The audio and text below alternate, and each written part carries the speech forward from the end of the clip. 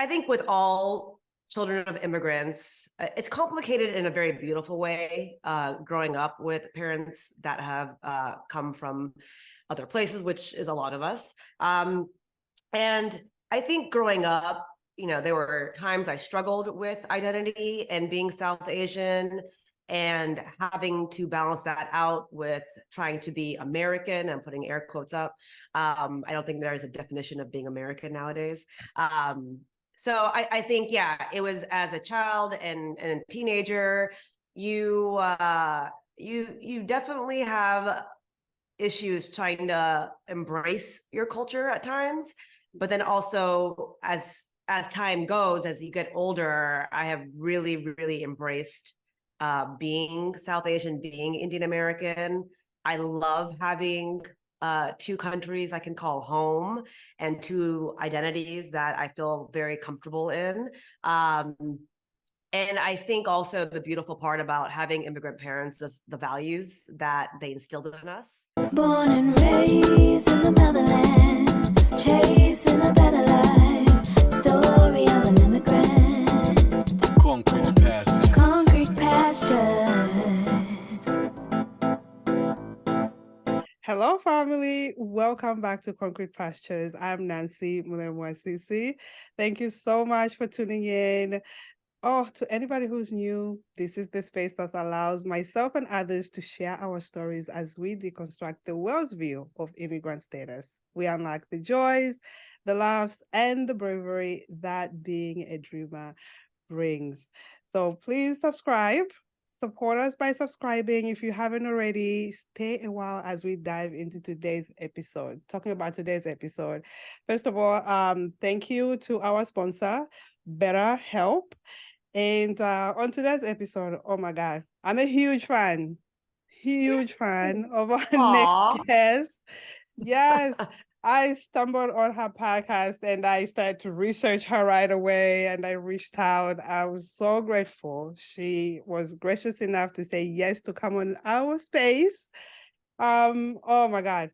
Yes, she's known for her podcast. She's my fellow podcaster. She's been doing it longer than me. I just go on her podcast to literally learn the ropes. Her name is Amy Thakkar. Whew, thank you for being here. Thank you for having me. Yes, a little bit about her.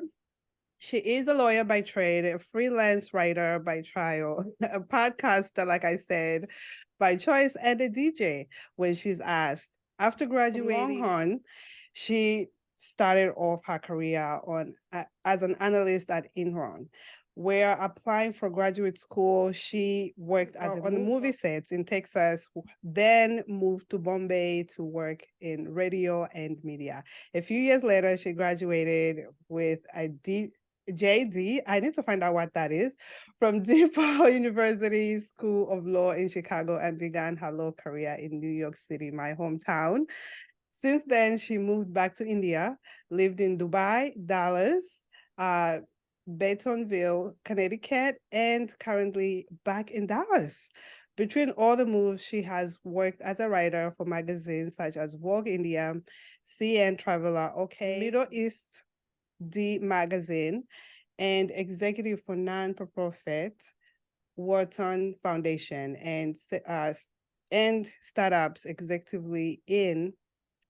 And she's also been a backup dancer for Bollywood India pop star. Oh my God, I want to know all about that. In 2017, Emmy launched her own podcast that we're going to dive into. And main reason why she's here, she interviews trailblazers, experts, and prominent voices for South Asian diaspora, which is so dope. I can't wait for you guys to hear about it. If you're not a fan already, we can start looking her up already while you're listening to this podcast and watching the podcast. Welcome, Amy. How are you? Yay. Thank you, Nancy, for that lovely introduction. Oh my God. I've been stumbling and I'm like so nervous because I'm a huge fan. Oh, gosh. I am a huge fan. I Oh, love what you're doing in our community, and you've introduced me to a whole new world. That's Oh, I'm so grateful for that. And that's the reason why I was like, you know what, I want to know more about her. And I know a lot of people are going to be interested to know about her as well. You are first generation immigrant. Oh my God, a daughter of an immigrant. yes. So how was that growing up as a daughter of an immigrant? Ah, gosh, complicated. So yeah, my parents immigrated to the US in the 60s, mid 60s. My dad came for a higher education, and then went back to India, did the whole arranged marriage thing, and then brought my mom over. Um, and so, they've now been here for what, 60 plus years, Yeah. 50 plus years in the US, which has obviously now become their home. And I was actually born in West Virginia, Charleston, West Virginia. There are not many South Asians or people of color back then in the 80s.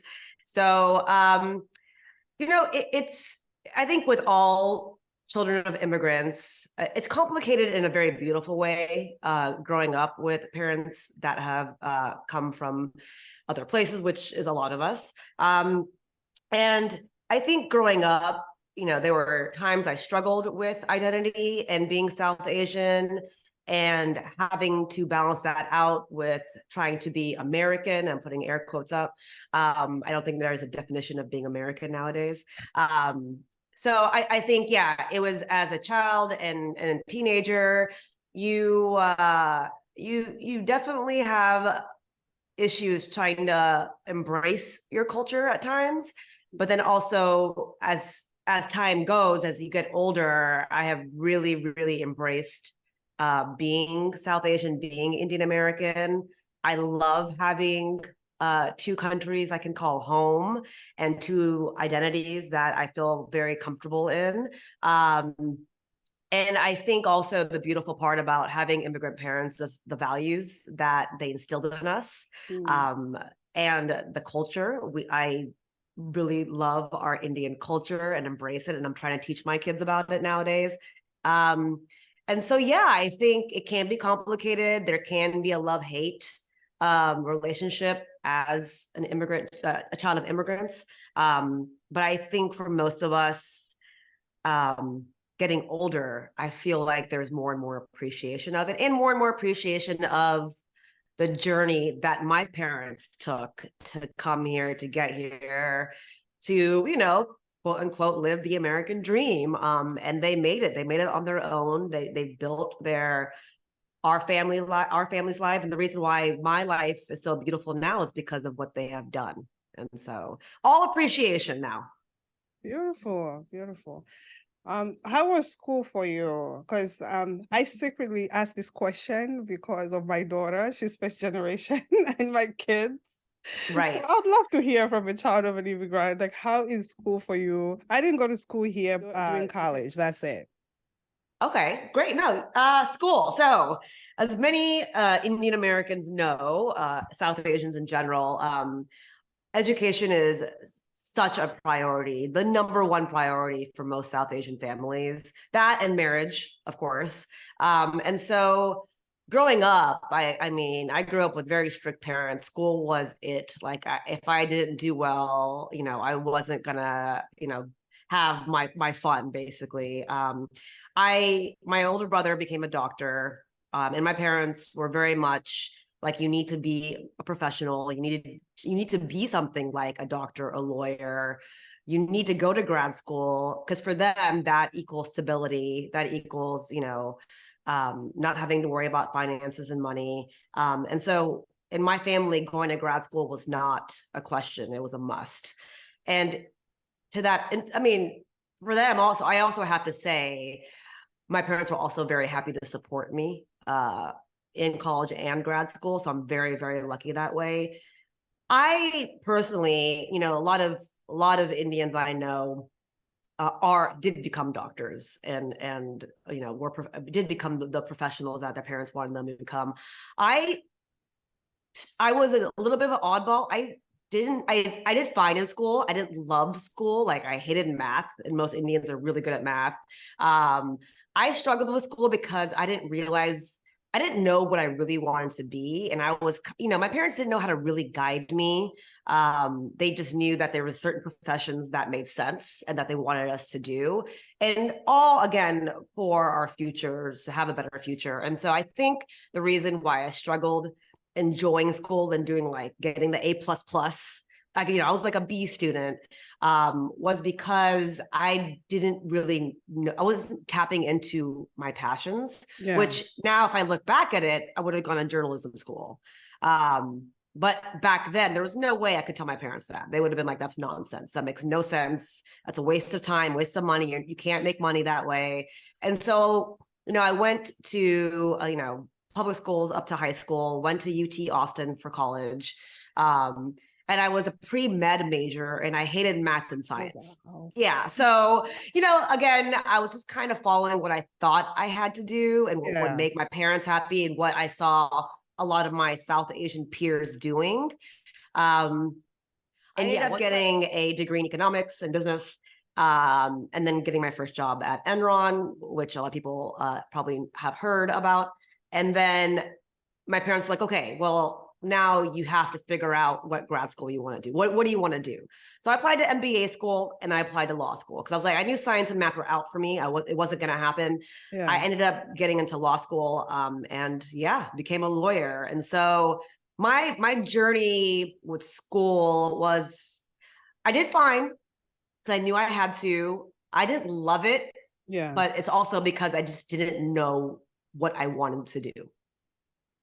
Wow. No, it's a common theme, I think, for our parents, for a lot of African children will tell you that there's only like 3 options. You become an accountant, you become a doctor, or like very few in between.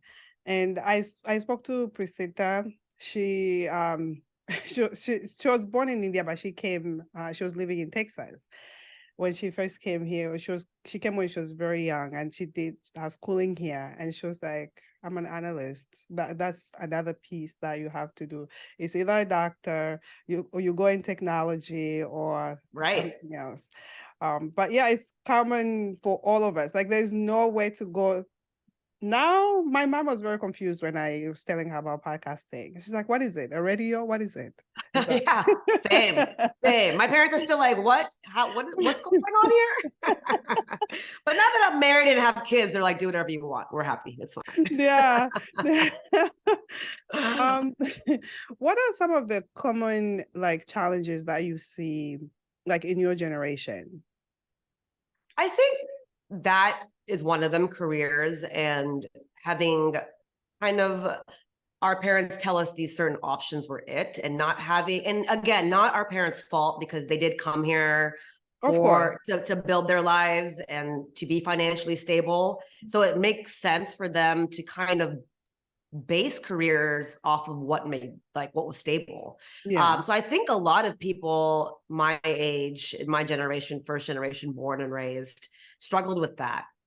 A lot, a lot of my friends who are doctors did that because that's what made sense and that's what you're supposed to do. And not saying a lot of them are happy with it, but some of them aren't. Some of them would have gone a completely different direction. And so I think that's one of the main struggles. I think the other struggle, if you want to call it, was the importance on marrying someone within the culture. And I think a lot of us felt pressure to do so. And again, a lot of us have done it and are happy, and then some aren't. So, our parents' ideals, it all comes from a good place, but obviously as first generation born here, we are American as well, and we have different ideas, and our world is very different. And so I think, coming to peace with that, coming to peace with like accepting our parents' values, but then also kind of understanding who we are as first generation is a struggle sometimes. And so I've seen it go both ways. I've seen it work and then sometimes not work. Wow. How are you incorporating that into your parenting now with your kids?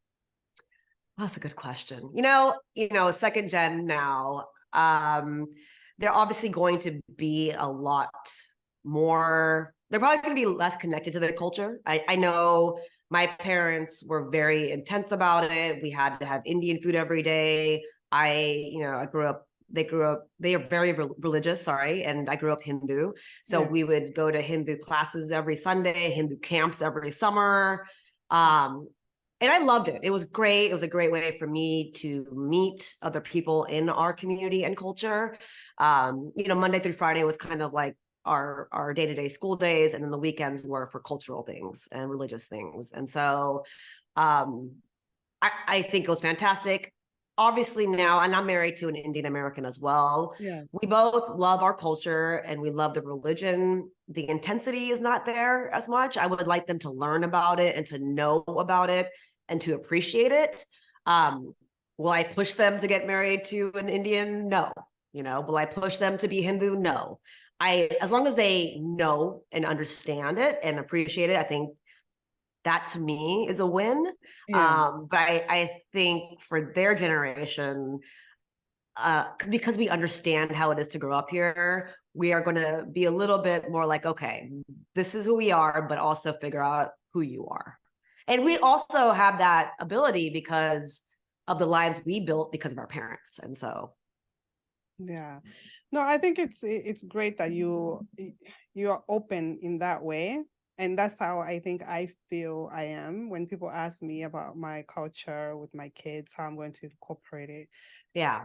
My kids are mixed. They have Russian and Ukrainian culture, and then my culture. So for me, I'm just open to them, opening up their eyes to Africa as a whole, America as a whole, and just respecting people as a whole. We all have come from all different worlds, but understanding other people's cultures and your own culture to a certain degree. Yeah. I think that's more important now than ever. I think, yes, learn about India, learn about where, your grandparents were born, our ancestors. Yeah. But just really appreciate the world. I think be a good person, be kind. Yeah. And learn about everyone. Yeah. I think, like just everything right now, the world feels so crazy. So I feel like just the bigger picture of things is just appreciate people, respect opinions, respect differences, and be kind. Yeah. What advice would you give to your generation? My generation? Yes. Of Indian Americans? Yeah. I think, again, as we get older, and it's happening, so I don't think I need to give anyone my age any kind of advice, but I think it's the appreciation for our parents and their story and what it took for them to come here, and also appreciate, yeah, sure, they may have not raised us in a way we thought was right, but I feel like they did their best in what they've known. Mm-hmm. And I think appreciate, the fact that we have these two amazing cultures that we can call our own. I think that's pretty lucky.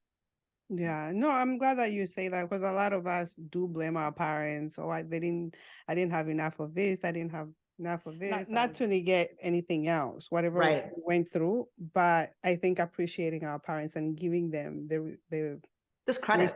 The credit that they deserve. Yeah. Right. And especially now you're a mother. I'm like, as a mother, I'm like, oh, this is not easy. Yes. Oh my gosh. This is not easy. And it really opens up your eyes. Yeah. Yeah. It does. It does. So I'm gonna move forward, fast forward. Okay. You went back to India. And you went to be a backup dancer there. How did that happen? Yes, my friend Nancy. My story is if you looked up like my resume, it's so random. So I always say this in my podcast. I have tried, I think, every career possible besides anything with science and math, of course. Even that, I think I was a research lab assistant during the college days. I've done everything, I swear.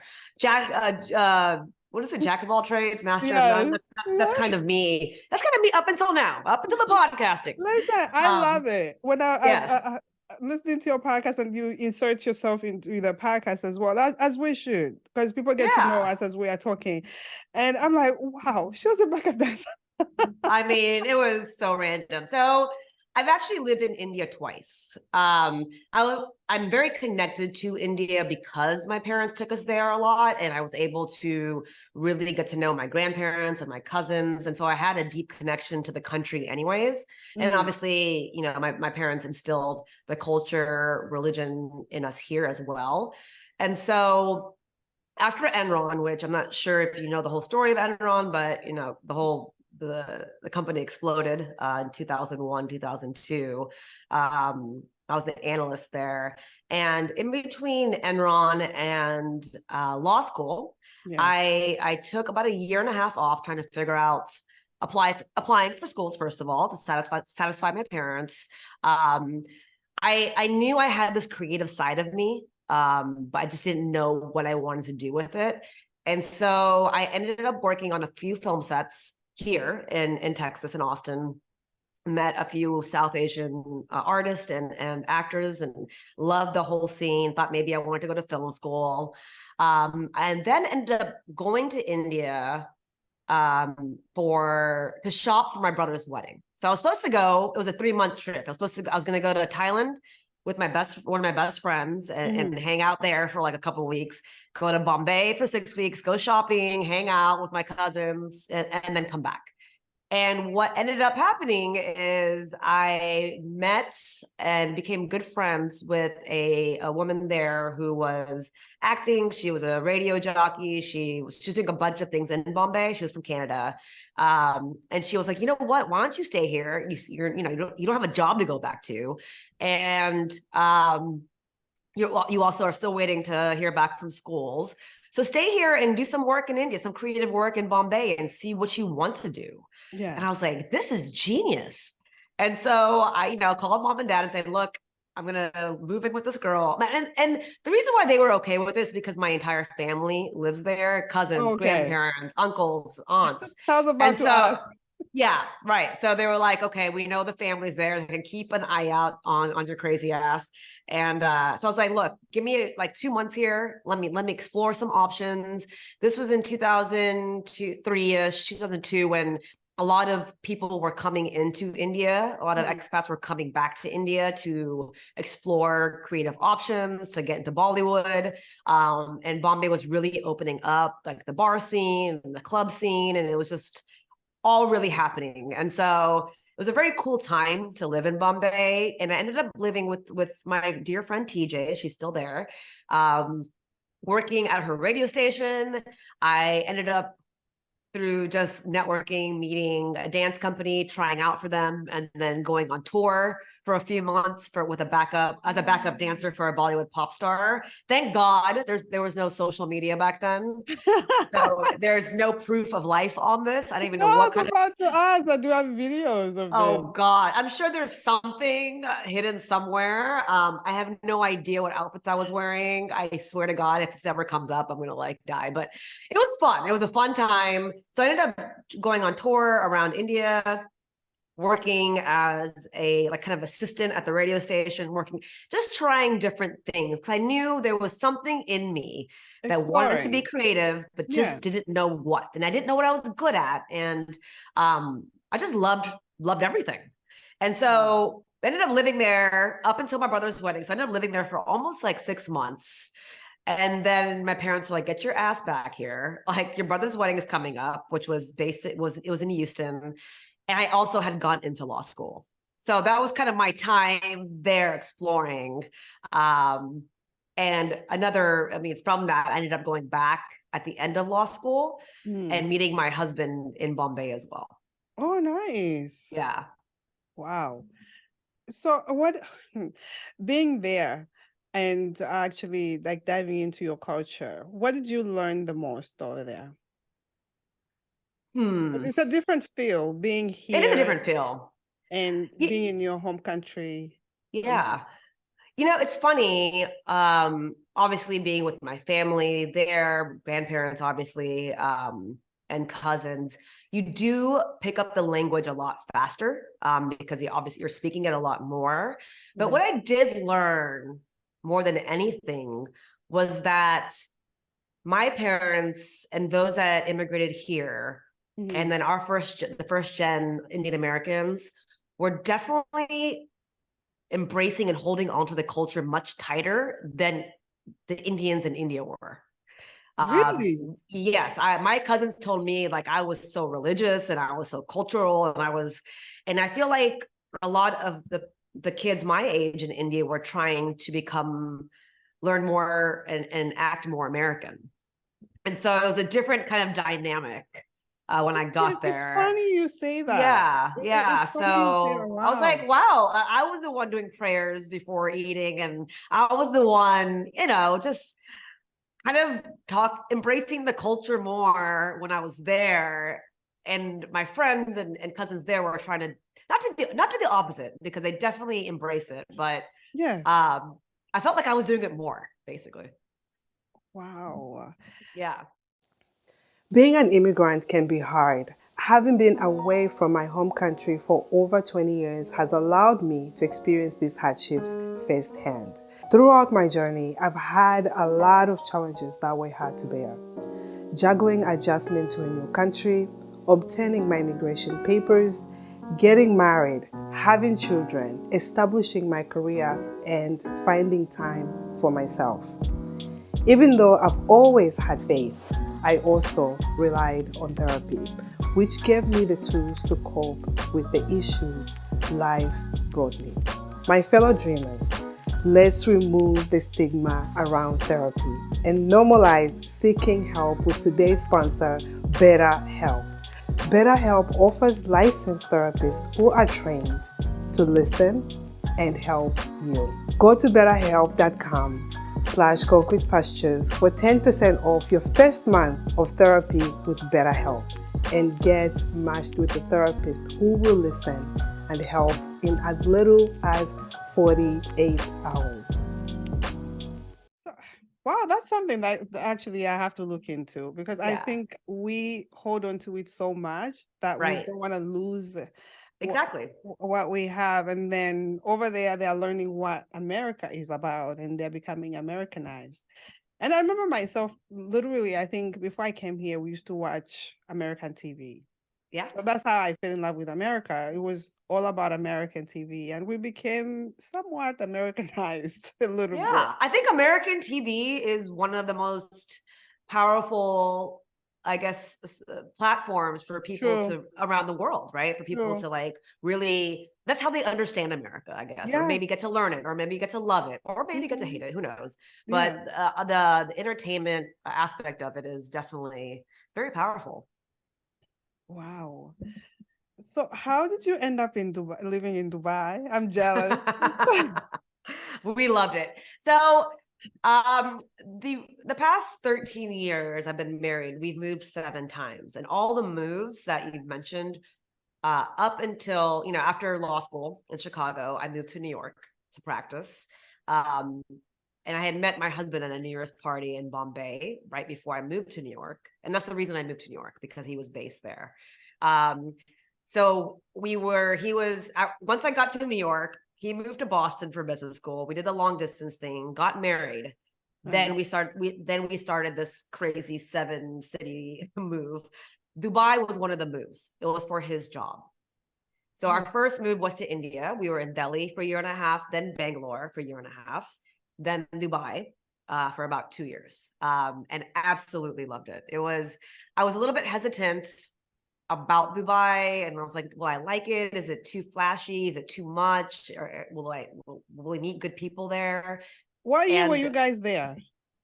We were there 2012 to 14. So because it's transformed so Of course. much. It's been 9 years since I've been back. I can't imagine how much has transformed. I mean, even then it was so grandiose and everything was so opulent, and like we lived on the Palm Jumeirah, the fake Palm Beach. Yes. Oh wow. Okay. Yeah, so we lived on there. It was just, everything was gorgeous and clean. And honestly, the best part as with any move, was the people that we met. We just had an amazing crew of friends from all over the world. It was like the UN, which Yeah. was amazing. And I got to work at a startup and write for magazines there, and went to the red carpet events and got to Nice. like experience all the glitz and glamour, and then got pregnant there and had my first daughter born in Dubai. And so it was quite an experience those 2 years. It was great. We also, the other thing about Dubai is that it's very close to so many places. So we flew to Jordan, we would fly to like Sri Lanka, we would fly to South Africa. Yeah. Like, just there's so many like places we got to explore from Dubai. I think in the 5 years we were abroad, I think we went to about 23 countries, if I'm correct. Yes, no, I think I read that somewhere that you Yeah. had been like to a lot of countries. I'm like, wow. How did Yeah. she do this? Was she traveling by herself? I'm like, I need to hear this story. A lot of it was with a lot of times I would go with my husband because he traveled quite a bit through his job. And then a lot of times I remember I celebrated my 31st second birthday in China. It's like, why not? Yeah, just kind of, both of us love travel like most people do. And Yeah. I had my baby moon in Jordan, like I was floating in the Dead Sea. So many adventures. It was just those 5 years as an expat were just, and the first 5 years of marriage were very, very fun and very exciting. I'm so happy we did it. No, that's beautiful. Yeah. Because they talk about a lot of culture in Dubai. Is it true that you have to abide by some of the rules that you were there temporarily, you're not there Right. but some of the rules that they have, as the dressing and how They definitely have, it's kind of a blur now, but they definitely have the rules of an area, like, can't remember exactly what everything was on the beach, like compared to most of the Middle Eastern countries, obviously it's very lax because they have so many people living there from around the world. Got it. I'll be honest with you, nothing bugged me. Like, it wasn't like it was affecting me in any way. I mean, it was funny things like, if you're married, you have to get approval from your husband to get a driver's license or to get a job. So like, my husband had to write a letter saying, I approve. I just thought, for me, I looked at it, I was like, look, this is the country's rules, you respect it. Exactly. I don't think it's a big deal. Why go there and complain about it? Just go with the flow. But you being American, that must have been like, what? I was laughing about it. I was like, okay. Yeah. I told my husband, I'm like, I am happy not to drive, actually. Just get me a driver, because that's fine. Or if you don't want me to work, I can chill. I can go have lunch every day with so to me, I was like, I did it. I did work and I did drive. But things like that, that's their rules. And if you're going to live abroad, you embrace, the country that you're in. True. Yeah. True. It was too much fun in general. So those things didn't even bother me, but I know it does bother people. But to them, I say, just go with the flow. Wow. I want to get into your podcast. Oh, Talk It Out. Oh my God. It's one of my favorite podcasts that I listen to. Yes, that means a lot. I get into in the car. I'm like, who am I listening to today? Oh my gosh, I want to hug you. So Thank you. That means a lot. You are on my playlist. I think you've introduced me to a world that I didn't know too much of. And I'm so glad that I stumbled onto your podcast. I don't even know how I stumbled on it. I was listening to so many, and I stumbled on yours, and I was like, "Oh my God, this is so good!" Yay. And I looked you up. That's how I tried to connect with you, and right away you were so responsive. But I'm all about supporting other podcasters. I know it's a crazy industry to be in, especially as an independent. And oh my God. Yeah, it's just, to me, it's all about support. No, thank you so much. I appreciate that. And congratulations on order for you. Thank you. You were part of the board of governors on TPA. For anybody, the Podcast Academy. And what do you do on there as the governors, board of the governor? Um, Many things. So it's been a fantastic year. I'm going to be on the board again next year. I'm going to be helping with the governance committee. What we do is obviously support the academy. One of our biggest events is the AMBIES, the award ceremony awards that we give out every year. Yes. So to help make sure that runs smoothly, we put together master classes for members. It's a place for anyone in the podcast industry at any level, any position to come together to get educated on what's happening, to connect with people that they don't have access to get feedback, to get educated. It's just a safe space for everyone in our industry to come to and to gather, because podcasting can be very lonely. It can be, sometimes you're like, okay, am I the only one out there? Is anyone listening? And I think it's a place for community. It's a place for growth. I know through the TPA, I have met so many amazing people. It's changed kind of my podcasting journey. Have enjoyed meeting all the board. I've been going to the podcast movement now for a couple of years with the TPA. And so it's just a great organization for anyone that wants to be part of the podcast industry, wants to help elevate it. And that's what we do as a board. We help elevate our members, the industry. We all are very passionate about podcasting, and that's kind of, we just help support the TPA and on all their endeavors. Lovely. Yeah. So on your podcast, you are interviewing the South Asian trailblazers there. Oh my God. You have Yes. a whole library of so many people, from Yes. actors to musicians to everybody from all walks of life. Share with us why you started the podcast. Oh, What was the why behind it? The why behind it. A few whys. I think, as I mentioned, we've moved around quite a bit. And so because of my husband's job. So I think starting over again, career-wise, each time, each move, it gets exhausting. Yeah. I think, that was one thing, tuckered out, right? Yeah. Also the name, I've been called Tucker my whole life. That's my last name, but everyone's called me Tucker. My close friends usually don't call me by my first name. And so I think it was being tuckered out from starting my career. I had 2 young babies. So as you know, it's exhausting. Yeah. I knew I didn't want to I shouldn't say stay-at-home mom is stay-at-home mom is the hardest thing ever. But I knew I wanted to do more than just do the stay-at-home mom thing. I also had enjoyed interviewing people via writing, the interviews, the magazines I worked with, and I enjoyed the radio medium. And so I think all that together, I was like, you know what? I don't want to work for anyone. I don't want to keep applying to jobs every 2 years. I want to do something that I can take with me anywhere we go. And I also want to be my own boss. What do I love?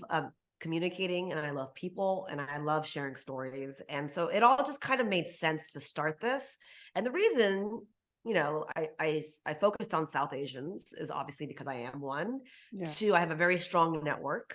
And I think 3, I just really wanted to hear other South Asian stories, how people got to where they are, how they made it, what their struggles were. In a way, honestly, Nancy, it's like a therapy session for me, this podcast, to understand myself more. And I'm sure you feel the same way. Oh, I sure do. It's the best form of time when I'm doing this right here. Right. It's the best form of therapy. I love meeting people.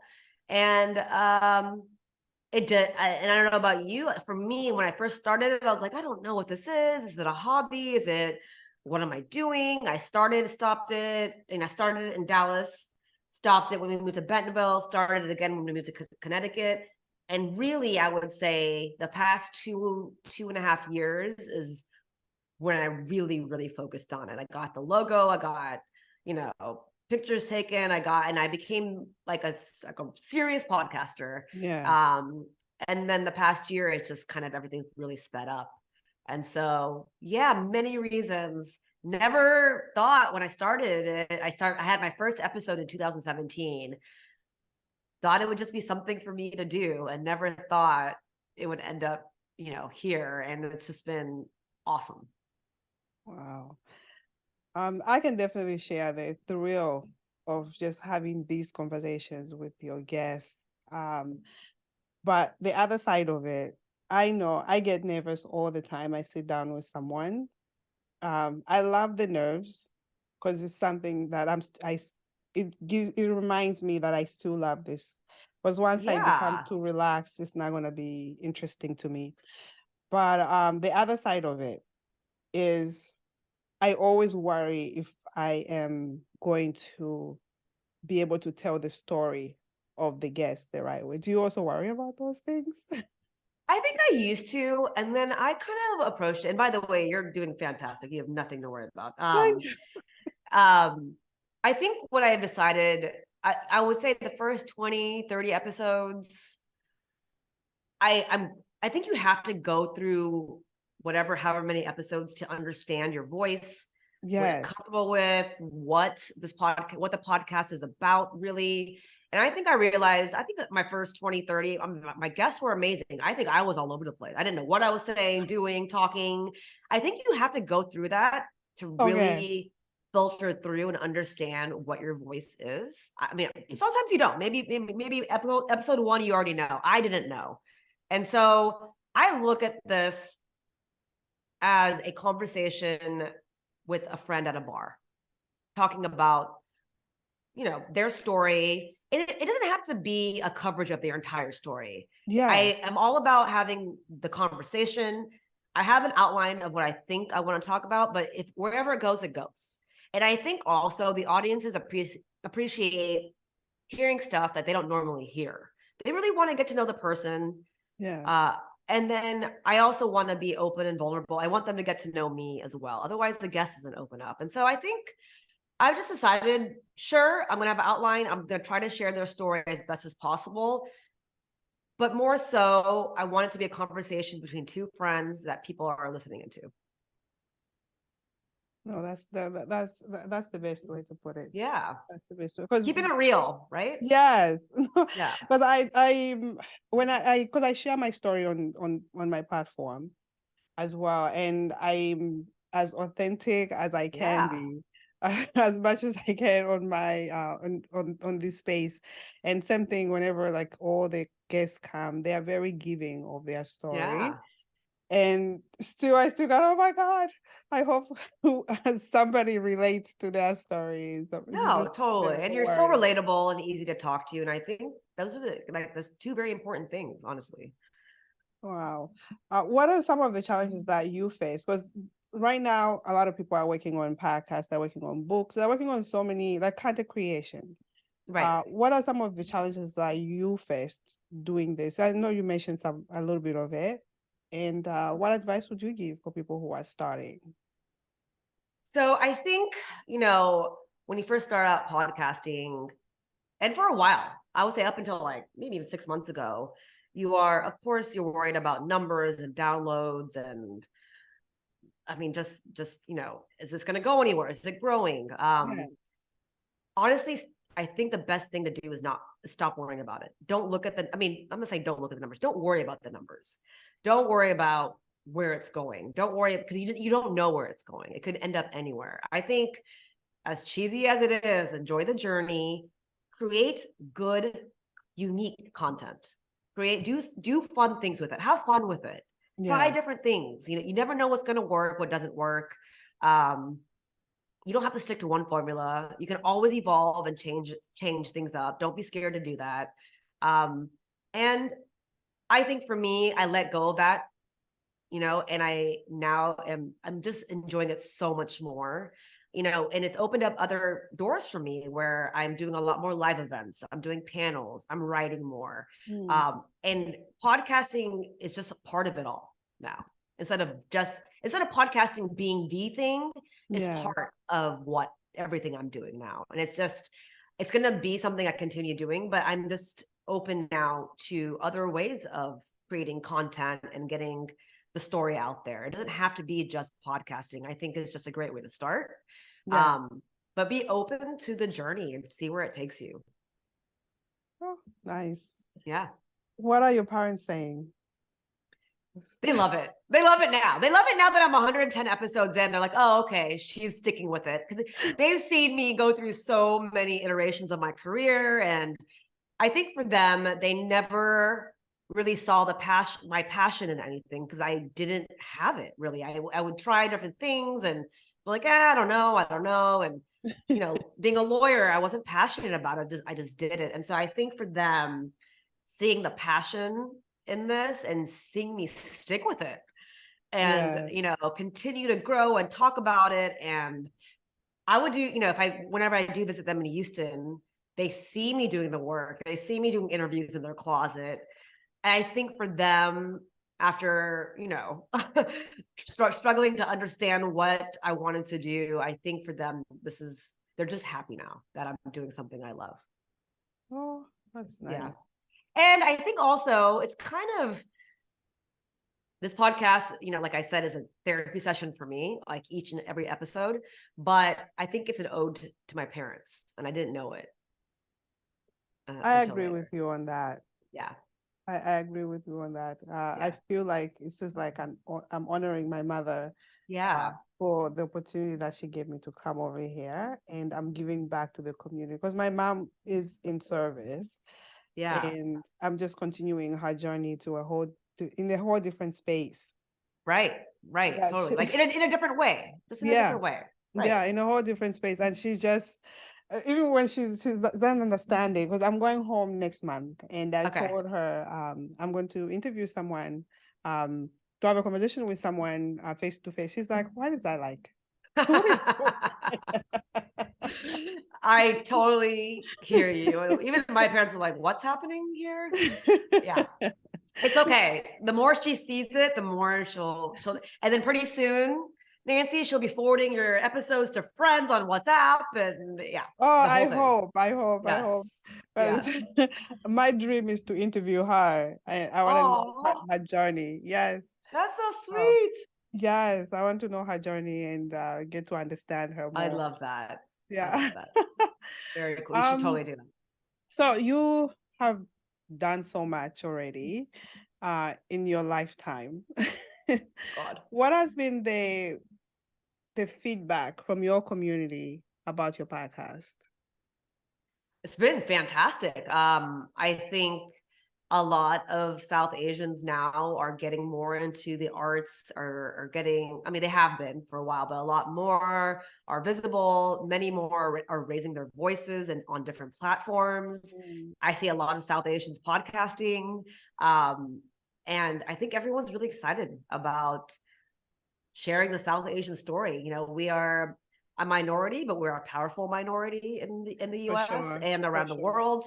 I don't know how many of us there are, 1.3 billion in India. Maybe I think India just surpassed China with population. Wow. I think. And so there are a lot of us around the world. I mean, obviously the US is different percentage, but you know, the ones Indian Americans here are just, we're a powerful minority. We're doing so many unique things. We're in all industries. And our stories should be told, you know? And so I think it's been great feedback from the community.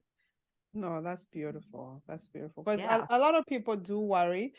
For me, it was the list of my problems when I was starting the podcast I think my worry was how the story was going to be received, and not worry if they're going to like it, love it. Whoever needs to hear something, they'll receive it however it's given. Exactly.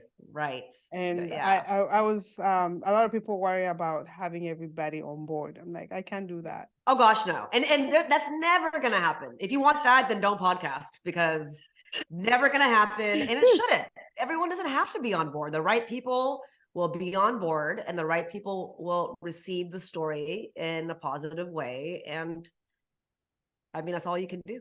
Yeah. Just share your truth, right? No, for sure. Do you feel fulfilled with what you've been able to accomplish in life? I feel more than fulfilled. feel very, very lucky. And sometimes I sit there at night, I'm like, oh my gosh, I'm like, when you feel so fulfilled and happy, you're like, I'm scared the other shoe will drop kind of thing. And I'm trying not to think that way. I feel very lucky that I've been able to try so many different things too. And that's because of the support of my parents and now the support of my husband. All three of them have kind of let me be me. Obviously with some feedback and some advice and, guidance, but I would not be able to do any of this if my husband didn't support it. I mean, I could, but it wouldn't be as fun, right? Yeah. But I've had these three people in my life allow me to figure out my journey in the craziest way. So. No, that's beautiful. Support is everything. It's everything. From your loved it's everything. ones. Yeah. It's everything. Where can we find you, and what are you working on that we can support you aside from Thakkar Out? Yay. So you can find me, of course, I'm on all podcast platforms, Apple, Spotify, blah, blah, blah. I do write what I call a newsletter once or twice a month. It's on Substack. So it's amithakkar.substack.com. Subscribe. That'd be fantastic. My website's tuckeredoutwithami.com. And then I am mainly on Instagram and LinkedIn. So on Instagram, Tuckered Out Podcast. And then on LinkedIn, I'm Ami Thakkar Raval. Raval is my married last name. And then in terms of projects, I'm doing a few panels and live events this year. I'll be going to DC in June to do the Indian American Impact Summit, where we'll talk about the impact of Indian Americans. And I'm hosting a panel on that in June. I'm hosting a panel in Dallas in July over here for the Brave conference. Trying to think, I'm putting together a few things, hopefully crossing my fingers on the other side of the pond in London, working on that. Let's see what happens. And of course, podcast movement is in August. I hope everyone can join, whoever's interested in the industry. And the TPA, Podcast Academy, membership stuff. Would love people to join. Can reach out to me with any questions. Yes, I'm a member, and it's very resourceful and insightful. You get to meet so many people, like you said. Yeah, no, it's fantastic. But just enjoying it, going with the flow, doing fun interviews. I always try. Like I said, I think I do the podcast, but then I like to try fun, unique ideas and see what happens. Nice. Yeah. Listen, this has been so good. Yay! I've been looking forward to having a conversation with you, and I'm honored that you. Oh gosh, you are. I am.